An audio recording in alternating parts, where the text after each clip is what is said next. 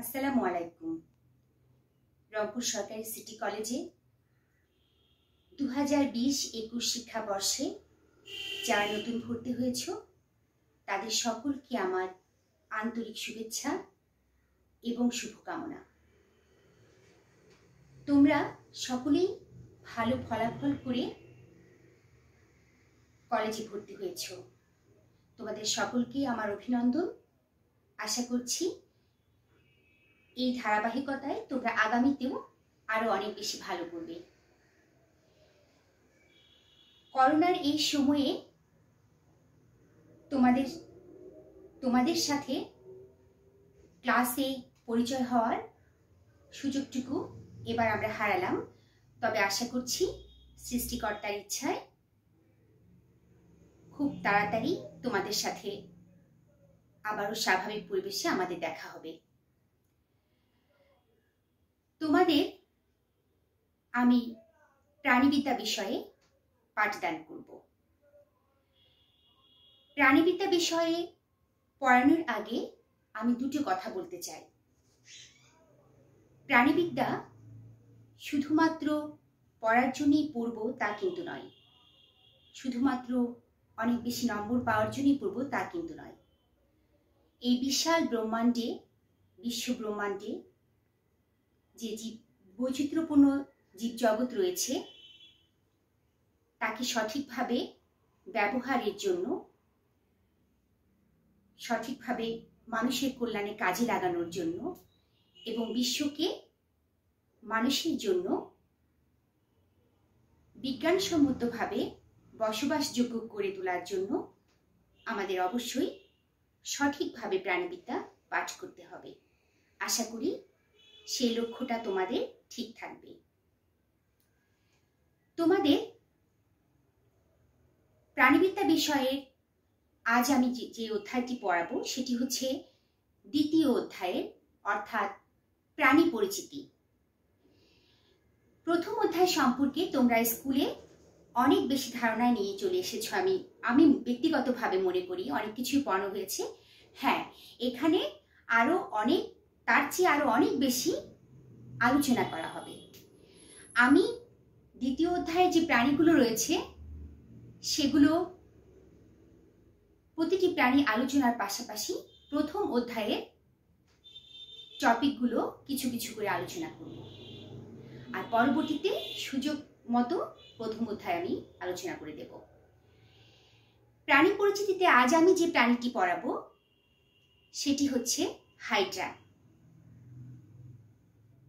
জীবজগতে যত বৈচিত্র্য প্রাণীর ভান্ডার রয়েছে তাদের মধ্যে হাইড্রা একটি অন্যতম চমৎকার প্রাণী। হাইড্রা সম্পর্কে বলতে গেলে প্রথমে এর পিছনে একটু ইতিহাস বলা দরকার। হাইড্রাকে প্রথম আবিষ্কার করেন আব্রাহাম ট্রেমলে, বিজ্ঞানী আব্রাহাম ট্রেমলে, আর এর নামকরণ করেন ক্যারোলাস লিনিয়াস। নামকরণ নিয়ে সুন্দর একটি কাহিনী রয়েছে।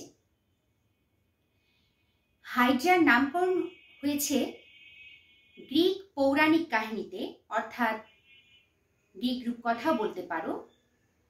গ্রিক পুরাণে বর্ণিত বা পৌরাণিক কাহিনীতে বর্ণিত বহুমস্তক বিশিষ্ট একটি দৈত্যের নাম ছিল হাইড্রা। এই দৈত্যটি অনেকটা তোমরা ড্রাগনের আকৃতি জানো, ড্রাগনের আকৃতির মতো, তবে এর বহু মস্তক। সাধারণত অনেক বই তোমরা দেখবে যে 9টি মস্তকের কথা উল্লেখ রয়েছে। এই দৈত্যের একটি বৈশিষ্ট্য ছিল, দৈত্যকে কখনোই বধ করা সম্ভব ছিল না, অর্থাৎ দৈত্যের শিরচ্ছেদ করা সম্ভব ছিল না। কোনো কারণে একটি মাথা কেটে ফেললে সেখান থেকে 2 বা ততোধিক মাথা আবার গজিয়ে যেত। এই যে হাইড্রা নামের এই দৈত্যের বৈশিষ্ট্য যে একটি মাথা কাটলে 2 বা ততোধিক মাথা আবার নতুন করে বের হয়, এই বৈশিষ্ট্যের সাথে আমাদের এই ছোট্ট প্রাণী হাইড্রা তার খুব উল্লেখযোগ্য মিল রয়েছে। সেটি কিরকম?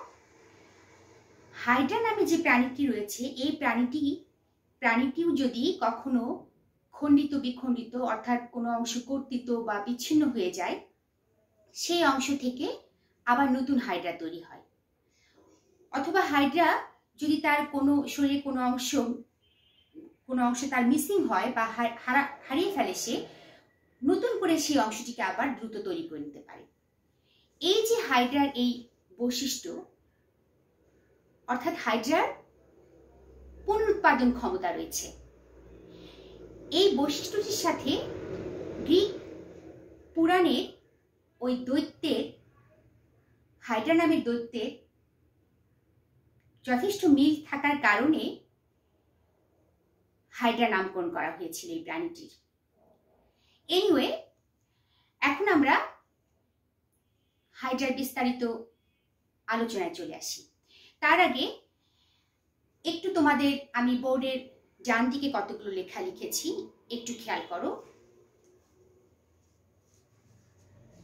প্রতিটি প্রাণীর জীবজগতে একটা নির্দিষ্ট পজিশন রয়েছে, শ্রেণীবিন্যাসগত অবস্থান রয়েছে, সিস্টেমিক পজিশন রয়েছে। তো এখন এই কিংডম অ্যানিমেলিয়া, জীবজগৎ অ্যানিমেলিয়া, ফাইলাম বা পর্ব হচ্ছে নিডারিয়া, ক্লাস বা শ্রেণী হচ্ছে হাইড্রোজোয়া, অর্ডার বা বর্গ হচ্ছে হাইড্রয়েডা, ফ্যামিলি এটি হচ্ছে হাইড্রিডি, জেনাস হচ্ছে হাইড্রা এবং স্পিসিস হচ্ছে হাইড্রা ভালগারিস।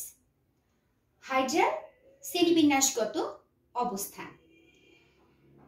হাইড্রা পড়ানোর আগে একটু খেয়াল করো, নিডারিয়া ফাইলামের আমি একে বলেছি, নিডারিয়া ফাইলামের। এই নিডারিয়া ফাইলামের কতগুলো বৈশিষ্ট্য রয়েছে, এগুলো একটু আলোচনা করে নিই। অর্থাৎ একটু আগে আমি বলেছি যে প্রতিটি প্রাণী পড়ানোর সময় প্রথম অধ্যায়ে কিছু কিছু বিষয় কিন্তু আমি আলোচনা করব।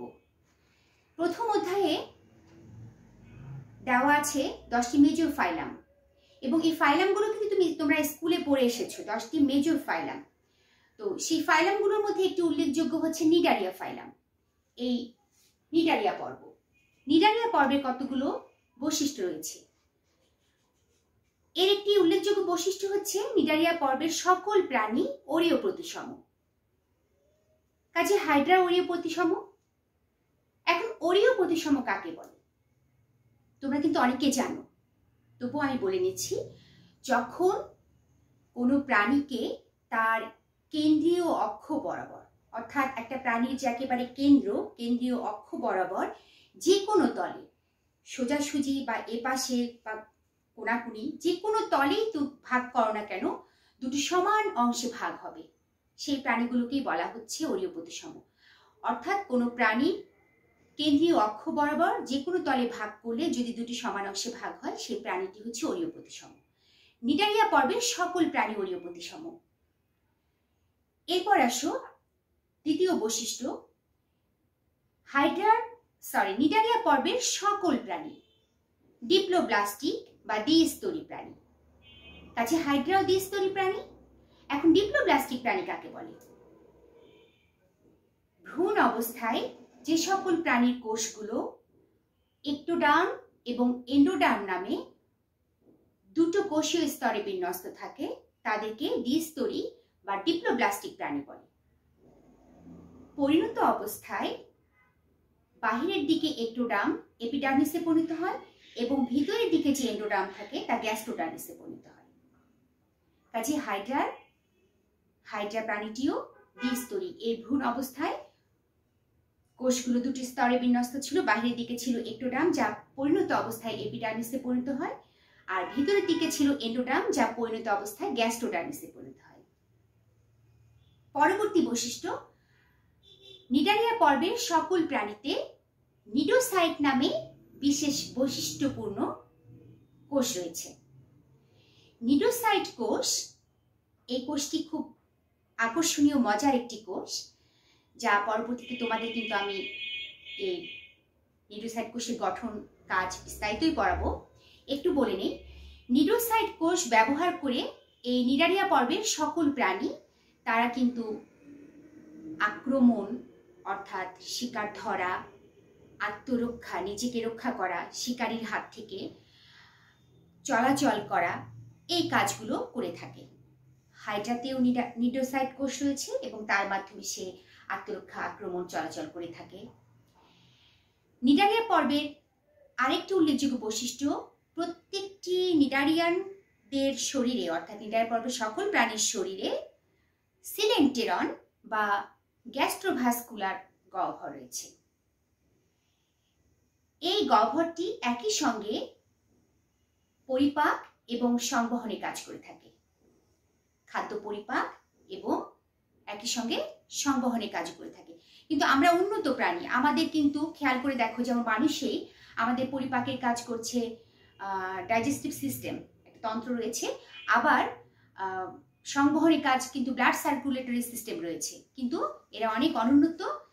এই নিডারিয়া পর্বতে এই সিলেন্টিয়র নামে যে গহ্বরটি রয়েছে, এটি কিন্তু একই সঙ্গে দুটো কাজ করছে।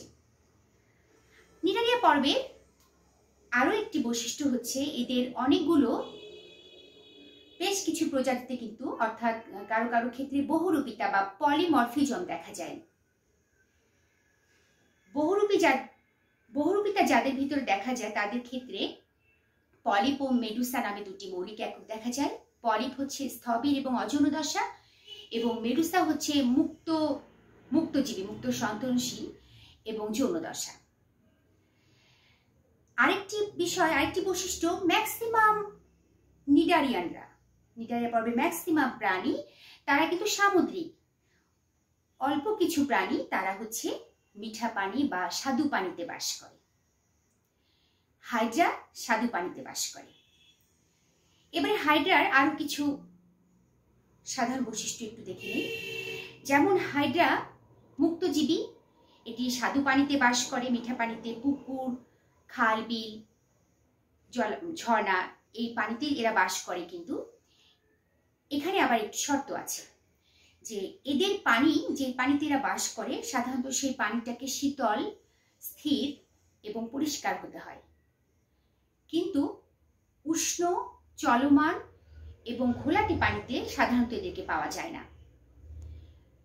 জলজ আগাছা বা জলজ উদ্ভিদ সমৃদ্ধ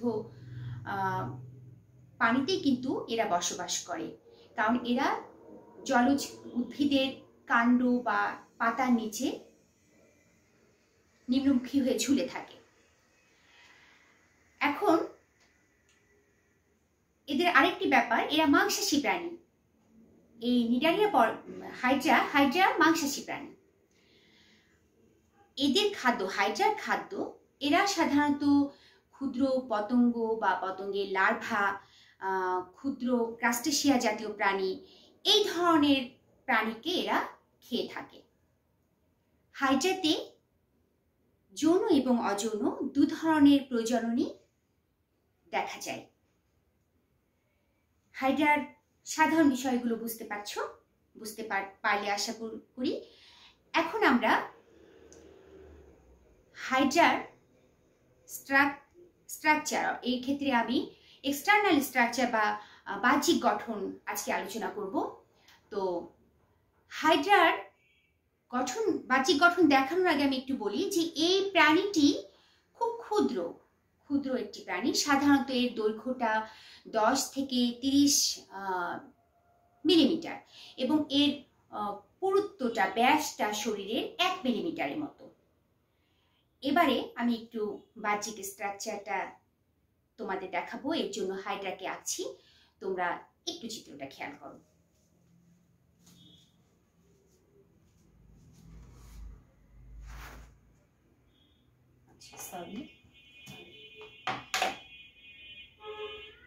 খেয়াল করো,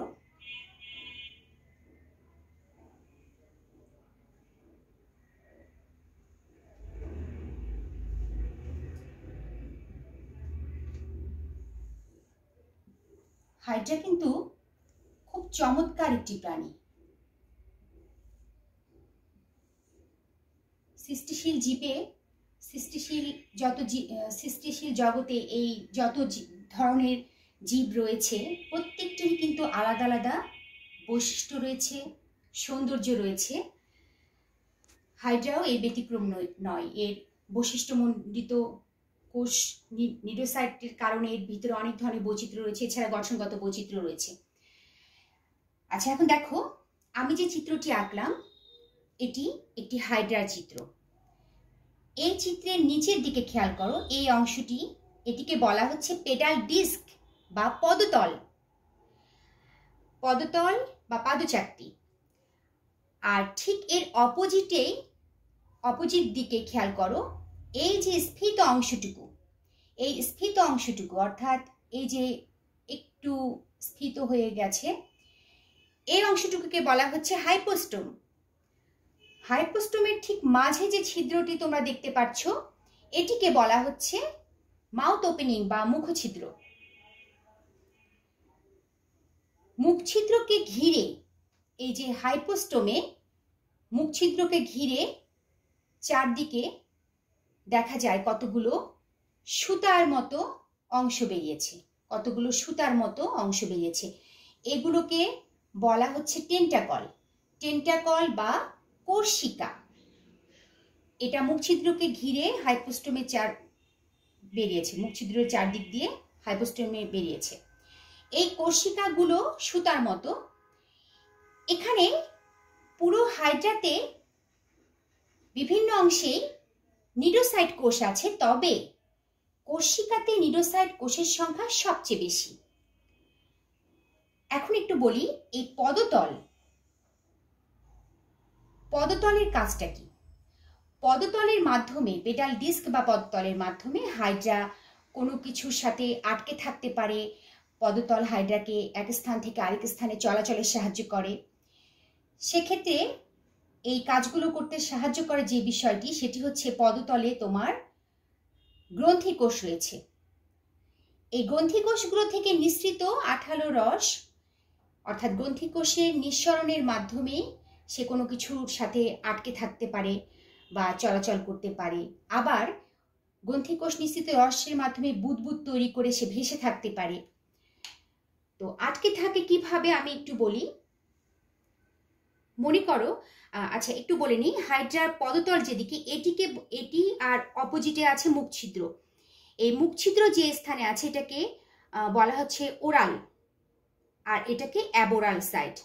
আচ্ছা, অর্থাৎ মৌখিক এবং বিমৌখিক বা পরাঙ্গমৌখিক। তাহলে এই বিমৌখিক দিকেই হচ্ছে পদতল রয়েছে। তো পদতল, ধরো এই মার্কারটি যদি হাইড্রা হয়ে থাকে, আমি ধরে নিচ্ছি যে এই হেড যেদিকে আছে এটা হচ্ছে পদতল, আর এটা হচ্ছে মুখছিদ্র রয়েছে হাইপোস্টোম। তাহলে হাইড্রা এই পদতলের মাধ্যমে গাছের ডাল বা পাতার নিচে এভাবে আটকে ঝুলে থাকে। আশা করি বুঝতে পেরেছো। আচ্ছা, এখন একটু বলি, এই যে ছিদ্রপদ মুখছিদ্র, এর মাধ্যমে কিন্তু হাইড্রা খাদ্যকে গ্রহণ করে। আর মুখছিদ্রকে ঘিরে যে কোর্সিকাগুলো রয়েছে, এই কোর্সিকাগুলোতে আমি একটু আগে বললাম যেখানে অনেক সংখ্যায়, অনেক বেশি পরিমাণে নিডোসাইট কোষ থাকে। আর নিডোসাইট কোষের মাধ্যমে কিন্তু নিটারিয়া পর্বের প্রাণীরা, হাইড্রার ব্যতিক্রম নয়, এরা কিন্তু নিজেকে আত্মরক্ষা বা শিকারকে আক্রমণ করা, চলাচল, এই কাজগুলো করে থাকে। কাজে কোর্সিকা যেহেতু অনেক বেশি পরিমাণ নিডোসাইট কোষ ধারণ করে, কাজে কোর্সিকা খাদ্য গ্রহণ করতে, খাদ্যকে ধরতে, শিকারকে ধরতে এবং নিজেকে আত্মরক্ষা করতে চলাচলে কোর্সিকা অনেক গুরুত্বপূর্ণ ভূমিকা পালন করে। এবং কোর্সিকা খাদ্যকে ধরে মুখছিদ্রের মাধ্যমে কিন্তু খাদ্যটাকে দিয়ে দেয়, এবং খাদ্য কিন্তু তখন এর ভিতরে যে সিলেন্টারন গহ্বর আছে সেখানে চলে যায়। আচ্ছা, এখন দেখো, এটা মৌখিক তল আর বিমৌখিক তল। হাইপোস্টোম, পদতল, এর মাঝে এই যে হাইপোস্টোম এইটুকু, আর এটা পদতল, এর মাঝের অংশটুকুই কিন্তু হচ্ছে ট্রাঙ্ক বা দেহকাণ্ড। এখন ট্রাঙ্ক বা দেহকাণ্ড, এর ভিতরেও বিভিন্ন সময়ে কতগুলো অংশ উৎপত্তি হয়, সেগুলো একটু দেখি। যেমন সাধারণত মধ্যবর্তী অঞ্চলে, এই মধ্যবর্তী অঞ্চলে দেখা যায় যে যখন হাইড্রা অযৌন প্রজনন সম্পন্ন করে, হাইড্রা কিন্তু একলিঙ্গী বা উভলিঙ্গী হতে পারে। এখন হাইড্রার যখন প্রজননের প্রয়োজন হয়, যখন অযৌন প্রজনন ঘটে, তো অযৌন প্রজননটা কখন ঘটে? সাধারণত গ্রীষ্মকালে, যখন পরিবেশ অনুকূলে থাকে, প্রচুর খাদ্য সামগ্রী মজুদ থাকে তাদের জন্য, তখন অযৌন প্রজনন ঘটে এবং সেই অযৌন প্রজনন সাধারণত বার্ডিং এর মাধ্যমে, এরা দুটো পদ্ধতিতে অযৌন প্রজনন ঘটাতে পারে, একটি হচ্ছে বার্ডিং আর একটি হচ্ছে বিভাজন। তবে যখন গ্রীষ্মকালে বার্ডিং ঘটায় খাদ্য অনেক বেশি মজুদ থাকে তাদের, তো বার্ডিং এর সময় দেখা যায় শরীরের ট্রাঙ্কের যে কোনো অংশ থেকে দেখো খেয়াল করো ছোট্ট একটা বার্ড তৈরি হয়। ঘটনা হচ্ছে বার্ডটা এরকম প্রথমে স্ফীত হয়ে তারপরে তৈরি হয়, আস্তে আস্তে যে আকৃতিটা নেয় সেটা হচ্ছে ছোট্ট একটা, দেখো এভাবে ছোট্ট একটা হাইড্রা আকৃতি নেয়, ঠিক আছে। অর্থাৎ এই যে বার্ড, ছোট্ট একটা বার্ডটা প্রথমে কি বলেছিলাম যে এরকম স্ফীত হয়েছিল, আস্তে আস্তে সেটা বড় হয়ে একটু বড় হওয়ার পরে এই যে বার্ড থেকে মুকুল, বার্ড বা মুকুল, এই মুকুলটা পরবর্তীতে শিশু হাইড্রা হিসেবে এখান থেকে খুলে যাবে, মাতৃদেহ থেকে বিচ্ছিন্ন হয়ে যায়, এটা পরবর্তীতে পড়াবো। আচ্ছা, এখন খেয়াল করে দেখো, যখন হাইড্রা যৌন প্রজনন ঘটায় সেক্ষেত্রে এটা সাধারণত দেখা যায় যে পরিবেশ প্রতিকূলে থাকে, শরৎকালে খাদ্য তাদের কম থাকে, প্রতিকূল অবস্থা থাকে, সেই সময় দেখা যায় যৌন প্রজননের প্রয়োজনে তাদের শরীরে জননাঙ্গ তৈরি হয়। সেক্ষেত্রে দেখো এই যে পদতলের কাছাকাছি সাধারণত স্ত্রী জননাঙ্গ বা ডিম্বাশয় তৈরি হয়, পদতলের কাছাকাছি এই ডিম্বাশয় বা স্ত্রী জননাঙ্গ তৈরি হয় এবং সেই ডিম্বাশয়ের ভিতরে ডিম্বাণু উৎপন্ন হয়। আর সাধারণত হাইপোস্টোমের কাছাকাছি, এইটুকু হাইপোস্টোম বলছি, হাইপোস্টোমের কাছাকাছি স্থানে এরকম সাধারণত তিন কোণা অনেকটা ত্রিকোণাকৃতির সাইড থেকে মনে হয়, এটাকে বলা যেতে পারে কোণাকৃতি বা কনিক্যাল আকৃতির এই অংশটা, এটা হচ্ছে শুক্রাশয় বা পুংজননাঙ্গ তৈরি হয় এবং তার ভিতরে পরবর্তীতে অসংখ্য শুক্রাণু তৈরি হয়। এটা যৌন প্রজননের স্বার্থে শুক্রাশয় এবং ডিম্বাশয় তৈরি হয়। তাহলে স্ট্রাকচারে আমরা পেলাম পদতল বা পেডাল ডিস্ক, তার অপোজিটে পেলাম হাইপোস্টোম, হাইপোস্টোমের মাঝে পেলাম মুখছিদ্র এবং মুখছিদ্রকে ঘিরে কোষিকা, সাধারণত 6 থেকে 10টি কোষিকা থাকে, আর মাঝে এই অংশটি ট্রাঙ্কে প্রয়োজন অনুযায়ী বার্ড বা মুকুল তৈরি হতে পারে, শুক্রাশয় তৈরি হতে পারে, ডিম্বাশয় তৈরি হতে পারে। এটাই হচ্ছে আমাদের বাহ্যিক পরিচিতি হাইড্রার। আমাদের দেশে, এশিয়া মহাদেশে হাইড্রা আসলে সারা বিশ্ব জুড়ে অনেক প্রজাতি রয়েছে, তবে এশিয়াতে সাধারণত দেখা যায় হাইড্রা অরিক্যাকটিস, ক্লোরোহাইড্রা ভিরিডিসিমা এবং হাইড্রা ভালগারিস, এই 3টি প্রজাতির আধিক্য অনেক বেশি। আর আমাদের দেশে এই 3টি প্রজাতির মধ্যে অনেক বেশি রয়েছে হাইড্রা ভালগারিস। তোমাদের বইয়ে যেটি আলোচনা করা হয়েছে সেটি কিন্তু এই হাইড্রা ভালগারিস। আশা করছি আজকের ক্লাসটি তোমাদের ভালো লেগেছে, তোমরা বুঝতে পেরেছো। কোথাও কোনো সমস্যা থাকলে কমেন্ট করতে পারো, প্রশ্ন করতে পারো। আর আগামী ক্লাসের অপেক্ষায় আমি থাকব, কবে তোমাদের দ্রুত নিতে পারি। তোমরা এই পড়াটা অবশ্যই করে নেবে। ভালো থেকো সকলে, নিরাপদে থেকো। আল্লাহ হাফেজ।